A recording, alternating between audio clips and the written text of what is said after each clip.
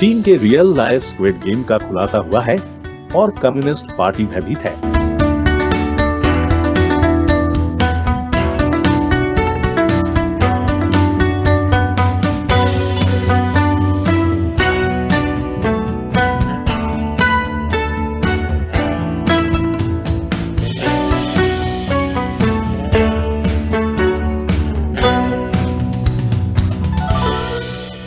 China uncensored में आपका स्वागत है। मैं क्रिस चैपल हूं। स्क्विड गेम इस समय दुनिया के सबसे लोकप्रिय शो में से एक है। यह कर्ज में फंसे लोगों के बारे में कोरियाई नाटक है जिसे नकदी के लिए कई गेम खेलने के लिए आमंत्रित किया गया है। सिवाय ये पता चला कि खेल घातक है। हंगर गेम्स या बैटल रॉयल जेज और स्क्विड गेम चीन में बेहद लोकप्रिय है, भले ही नेटफ्लिक्स बैन हो गया हो। चीनी स्ट्रीमिंग दिग्गज योकू पर यहाँ तक कि अपना knock off game TV show बनाने का भी आरोप लगाया गया है, जो मुझे अनुचित लगता है। जरूर स्क्विड गेम के डिजाइन और उनके नए गेम शो स्क्विड विक्ट्री के बीच कुछ समानताएं हैं, लेकिन मुझे यकीन है कि यह सिर्फ एक संयोग है। वैसे भी चीनी कम्युनिस्ट पार्टी स्क्विड गेम की सफलता से खुश नहीं है। आप देखिए, चीन में कोरियाई नाटक बहुत लोकप्रिय है। पार्टी इससे नफरत करती है। पार्टी चाहती है कि हर कोई चीनी शो और फिल्में देखे।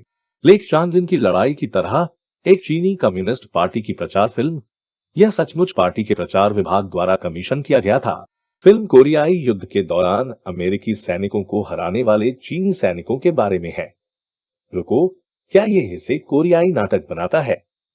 वैसे भी चीनी अधिकारी कोरियाई नाटकों के बारे में इतने असुरक्षित हैं कि पार्टी के शीर्ष अधिकारियों ने इस पर बहस करने के लिए समय समर्पित किया है कि चीन दक्षिण कोरिया की तरह एक सोप ओपेरा क्यों नहीं बना सकता है।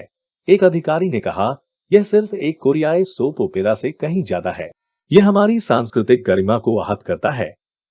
शी जिनपिंग के भ्रष्टाचार विरोधी अभियान का नेतृत्व करने वाले वांग किशन का दृष्टिकोण अलग था। उन्होंने चीनी संस्कृति की जीत के रूप में कोरियाई नाटकों की सफलता को स्पिन करने की कोशिश की। वांग ने कहा, कोरियाई ओपेरा का मूल और आत्मा पारंपरिक चीनी संस्कृति का आस्वाद है। यह सिर्फ एक टीवी नाटक के रूप में पारंपरिक चीनी संस्कृति का प्रचार करता है। अरे, अगर आप उन्हें हरा नहीं सकते हैं तो उनका दावा करें। कोरियाई पॉप संस्कृति प्राचीन काल से चीनी संस्कृति का हिस्सा रही है। हालांकि इससे वास्तव में समस्या का समाधान नहीं हुआ। कुछ समय के लिए चीन ने सभी कोरियाई संगीत और मनोरंजन पर भी प्रतिबंध लगा दिया।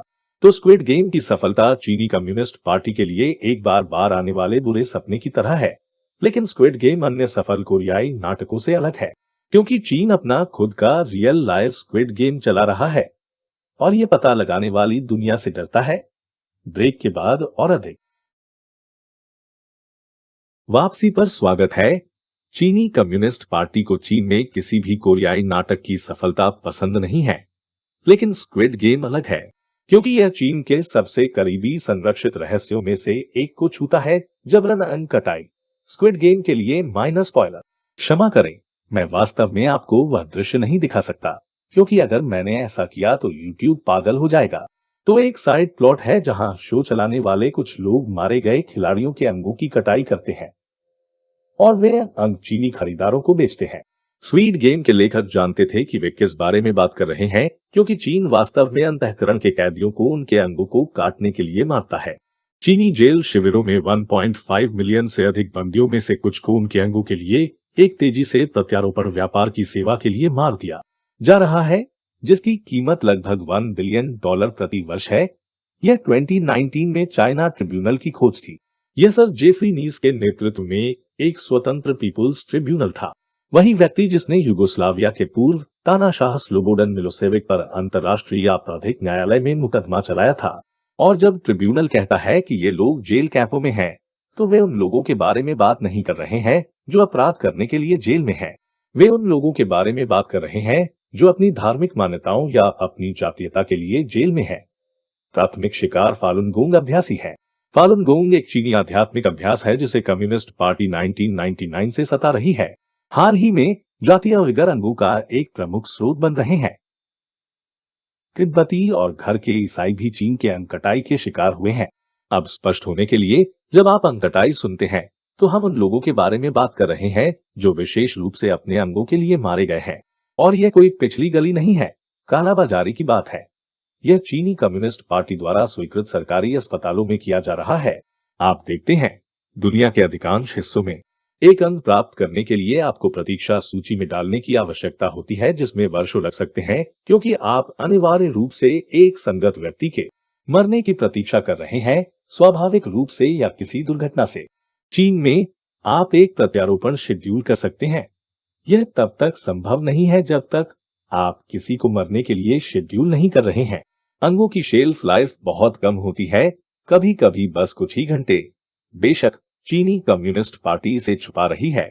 नेटफ्लिक्स हिट स्क्विड गेम जारी होने से ठीक एक हफ्ते पहले बीजिंग ने राज्य प्रायोजित अंग कटाई कार्यक्रम के अस्तित्व से इनकार किया। दुर्भाग्य से संयुक्त राष्ट्र और विश्व स्वास्थ्य संगठन मूल रूप से चीन के अंग कटाई को रोकने के लिए शक्तिहीन है, क्योंकि चीन का उन संगठनों पर नियंत्रण है।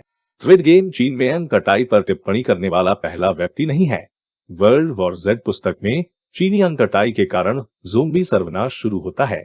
बेशक उस कथानक को वर्ल्ड वॉर जेड फिल्म से काट दिया गया था, क्योंकि हॉलीवुड चाहता था कि इसे चीन के बाजार में दिखाया जाए ताकि वे मुनाफा कमा सके। हॉलीवुड पर मजाक, हालांकि सरकार ने कभी भी चीन में उनकी फिल्म की अनुमति नहीं दी। और अब मेरे लिए चाइना अनसेंसर्ड 50 सेंट आर्मी के एक सदस्य के एक प्रश्न का उत्तर देने का समय है, जो एक दर्शक है जो क्राउड फंडिंग वेबसाइटों, पेट्रों और लोकल्स पर हमारे चैनल का समर्थन करता है। ग्रिमोरे 20 ने पैट्रियन से पूछा, जियांग जेमिन की उम्र को देखते हुए उनके निधन के बाद उनके गुट का क्या होगा? क्या ये शी की अंतिम जीत होगी, या क्या उनके पास अभी भी अन्य शक्तिशाली दुश्मनों का सामना करना होगा? यह बहुत अच्छा प्रश्न है।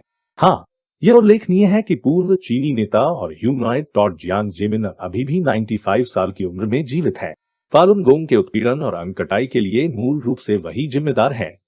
और यदि आप शो देख रहे हैं, तो आप जानते हैं कि वह वर्तमान चीनी नेता शी जिनपिंग के साथ जीवन या मृत्यु शक्ति संघर्ष में बंद एक राजनीतिक गुट का नेतृत्व करते हैं। अब जियांग का गुट मूल रूप से मानवता के खिलाफ साझा अपराधों से बंधा हुआ है, विशेष रूप से फालुन गोंग का उत्पीड़न और अंग कटाई। इस तरह वे सभी सत्ता में आए। यदि जियांग की मृत्यु भी हो जाती है, तो भी उसका पूरा गुट उन अपराधों से एक साथ बंधा हुआ है। वे अपने अपराधों को उजागर करने का जोखिम नहीं उठा सकते, विशेष रूप से शी जिनपिंग द्वारा, जो अपने राजनीतिक लाभ के लिए उन्होंने जो किया उसका उपयोग कौन करेगा? इसलिए जियांग के लोग मरने के बाद भी सत्ता के लिए लड़ेंगे। इसलिए यह जीवन या मृत्यु शक्ति संघर्ष है। दोनों पक्षों के पीछे हटने का कोई रास्ता नहीं है। आपके प्रश्न और आपके समर्थन के लिए धन्यवाद, और उन सभी को धन्यवाद जो चाइना अनसेंसर्ड का समर्थन करते हैं। आप इसे या तो सब्सक्रिप्शन प्लेटफॉर्म लोकल्स पर कर सकते हैं, या क्राउड फंडिंग प्लेटफॉर्म पेट्रो। उन दोनों के लिंक नीचे हैं। आपको प्रत्येक के साथ अलग अलग भत्ते मिलते हैं, इसलिए उन्हें देखना सुनिश्चित करें। एक बार फिर मैं क्रिस चैपल हूं। चाइना अनसेंसर्ड देखने के लिए धन्यवाद।